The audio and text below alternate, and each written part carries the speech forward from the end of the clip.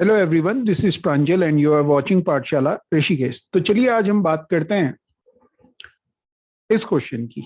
और इस क्वेश्चन के जरिए और इस क्वेश्चन को करने से पहले मैं आपसे एक बात कहना चाहूंगा कि ये जो सीरीज हमने स्टार्ट की है इसमें बहुत सारे ऐसे क्वेश्चंस हैं जो आप लोगों के डाउट हैं और उन क्वेश्चंस को हम इस प्लेटफॉर्म पे लेके आ रहे हैं।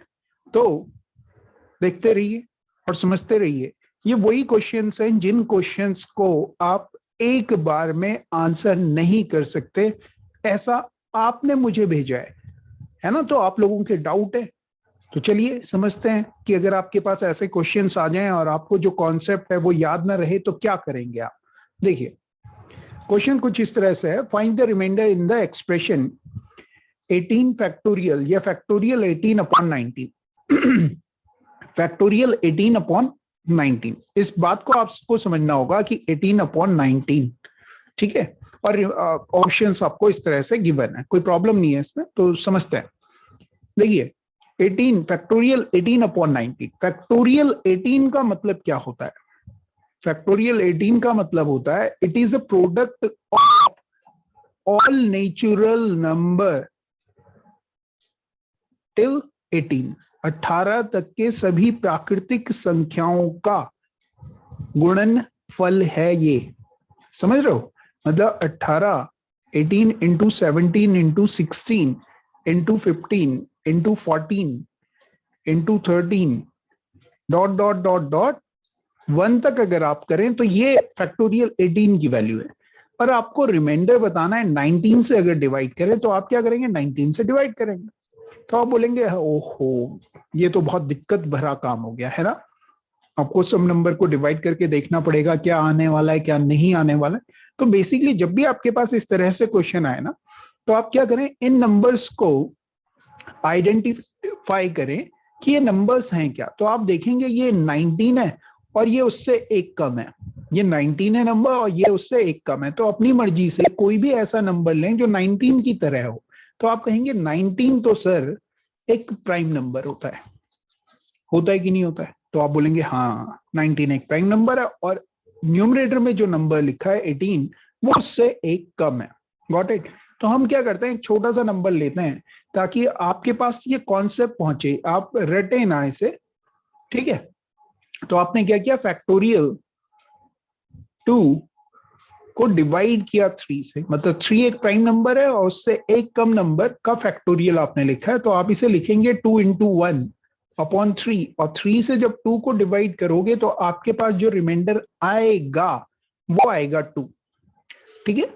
तो ये जो कॉन्सेप्ट है ना, हिट एंड ट्रायल जिसे आप कहते हो, ये हिट एंड ट्रायल नहीं है, ये बेसिक कॉन्सेप्ट है जो आप लोग मिस कर देते हो। आप लोग क्या करते हो, फॉर्मूलों के पीछे भागते हो। फॉर्मूले तो आप याद कर लेते हो, मगर जब आपको फॉर्मूले याद नहीं रहते हैं तो आप कहीं ना कहीं फंस जाते हो, है ना। तो उस फंसे हुए में ना फंसे, इसलिए आपको ये कॉन्सेप्ट्स आने चाहिए। सपोज आपको कोई फॉर्मूला नहीं भी आता है, कोई कॉन्सेप्ट आपको अगर नहीं भी आता है, तो जो बेसिक है मैथमेटिक्स का, जिसे कि मैं कहता हूं जनरल अवेयरनेस ऑफ मैथमेटिक्स, वो आपको आनी चाहिए। मैथ्स का जनरल अवेयरनेस आपको आना चाहिए, जिससे आप इस तरह के क्वेश्चंस को सॉल्व कर सकते हैं। तो आपने ऑब्जर्व किया कि 3 से जब 2 को डिवाइड किया तो 2 आया, या हम ये कह सकते हैं कि 3 से जब फैक्टोरियल 2 को डिवाइड किया तो 2 आया, कोई प्रॉब्लम नहीं। फिर आपने क्या देखा, प्राइम नंबर है 3। अब एक और प्राइम नंबर लेते हैं, 5 से डिवाइड कर रहे हैं फैक्टोरियल 4 को। ऐसा क्यों कर रहे हैं? क्योंकि इसी टाइप के नंबर हम ले रहे हैं जिसमें 18 अपॉन फैक्टोरियल 19 था, जिसमें सॉरी फैक्टोरियल 18 अपॉन 19 था, और 19 से हम 18 को डिवाइड कर रहे थे और देख रहे थे कि क्या हमारे पास रिमाइंडर बचने वाला है। What it? तो हम क्या कर रहे हैं, प्राइम नंबर्स ले रहे हैं डिनोमिनेटर में और न्यूमरेटर में उससे एक कम नंबर ले रहे हैं, उन्हें ऑब्जर्व कर रहे हैं। 5 से जब 4 को डिवाइड किया तो आप 4 को लिख सकते हो 4 इंटू 3 इंटू 2 इंटू 1 अपॉन 5। तो देखो यहां क्या आ रहा है, तो आप लिख सकते हैं -1, और ये 1 है, इंटू 3 इंटू -3 लिख लूं, है ना। तो ये 3 टाइम्स 9 आ गया, और 9 से 9 को जब 5 से डिवाइड करोगे तो आपके पास 4 आएगा रिमाइंडर। Got it? या अगर आप इसे भी मल्टीप्लाई कर लो तो आप कह सकते हैं 4 3 टाइम 12, 12 2 टाइम 24, और 24 को जब 5 से डिवाइड करोगे तो 4 रिमाइंडर आएगा। तो इन्हें ऑब्जर्व करेंगे हम अभी, है ना। 7 ले रहे हैं तो आप लिखेंगे 6 into 5 into 4 into 3 into 2 into 1 upon 7।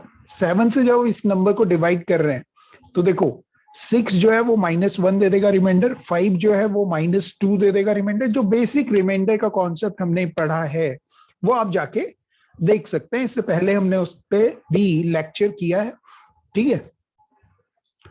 और तो ये आ गया 2, और 2 इंटू 4 8 हो गया, और 8 आपको 7 से जब डिवाइड करोगे तो 1 रिमाइंडर देगा, और 3 इंटू 2 6 रिमाइंडर देगा, तो 1 इंटू 6 आ गया रिमाइंडर। Got it. तो एक ऑब्जर्वेशन तो हमने यहां से निकाल ली, ये आपने समझना जरूरी है कि आपको कोई थ्योरम आती हो या ना आती हो, आप कोई भी क्वेश्चन केवल और केवल जनरल अवेयरनेस से कर सकते हैं, इन कॉन्सेप्ट से कर सकते हैं कि अगर कोई नंबर प्राइम है, उससे अगर उससे कम एक नंबर के फैक्टोरियल को आप डिवाइड करते हैं तो रिमाइंडर आपके पास वही नंबर आता है प्राइम से जो कम है। ठीक है। ये जब हमने 2 को डिवाइड किया, फैक्टोरियल 2 को 3 से डिवाइड किया है, तो यहाँ पे हमारे पास 2 रिमाइंडर आया है। जब हमने 5 से फैक्टोरियल 4 को डिवाइड किया है तो हमारे पास 4 रिमाइंडर आया है, और जब हमने फैक्टोरियल 6 को 7 से डिवाइड किया है तो हमारे पास 6 ही रिमाइंडर आया है ना। ये ऑब्जर्वेशन क्लियर हो रही है। इट मींस कि इस केस में आप डायरेक्टली बता सकते हो कि रिमाइंडर आएगा 18। Got it. आ रही है बात समझ में? क्लियर हुआ? इस तरह से आप क्या कर सकते हो, एक पैटर्न बना सकते हो उन नंबर्स को देख के कि किस तरह के नंबर हैं और क्या हमें ऑब्जर्व करना चाहिए। ठीक है। जो ये हमने अभी ये कॉन्सेप्ट समझा, जो आपने ये कॉन्सेप्ट फाइंड आउट किया, जो आपने ये ढूंढा है, इसी को हम कहते हैं Wilson theorem, remainder theorem, Wilson remainder theorem. Got it.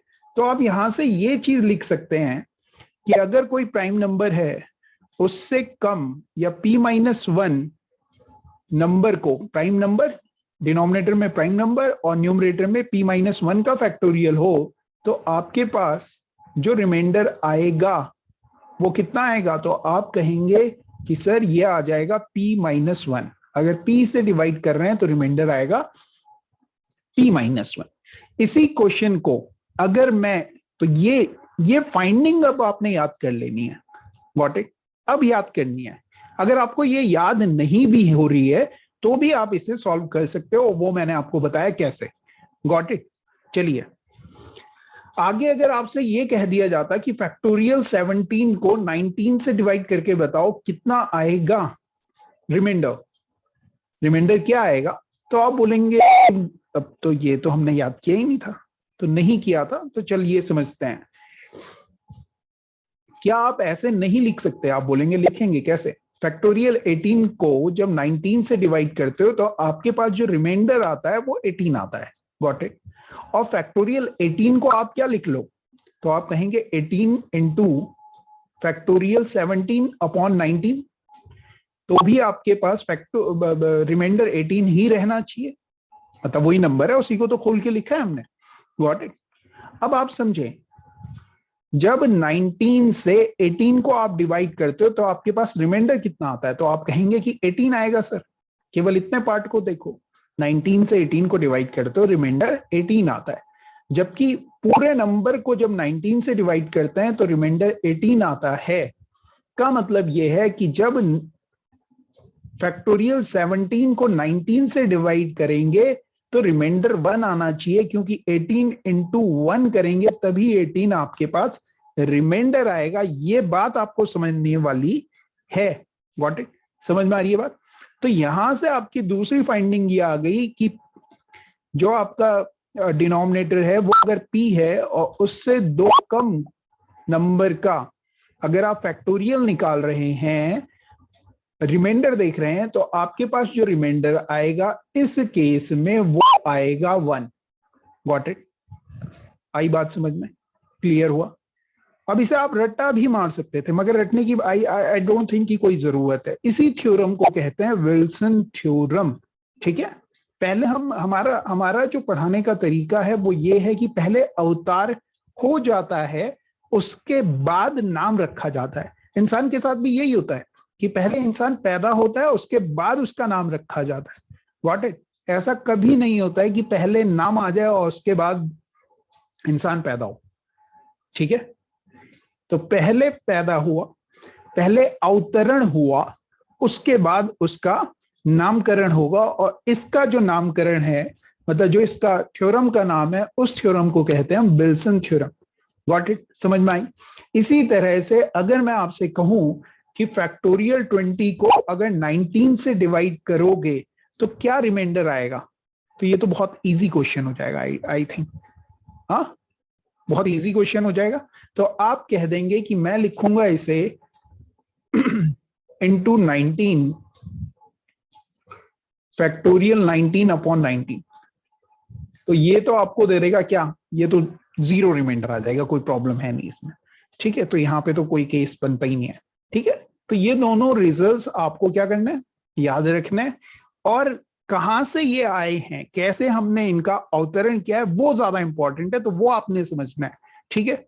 तो इसी तरह से हम इस तरह के क्वेश्चंस लेते आते रहेंगे, आपने इन्हें देखते रहना है, और बहुत हेल्पफुल होने वाले हैं ये आपके लिए, ये सीरीज जो हम स्टार्ट कर रहे हैं। तो चलिए, थैंक यू वेरी मच, पढ़ते रहो, करते रहो, और इसी तरह से हम आगे भी क्वेश्चंस लेके आते रहेंगे। Thank you.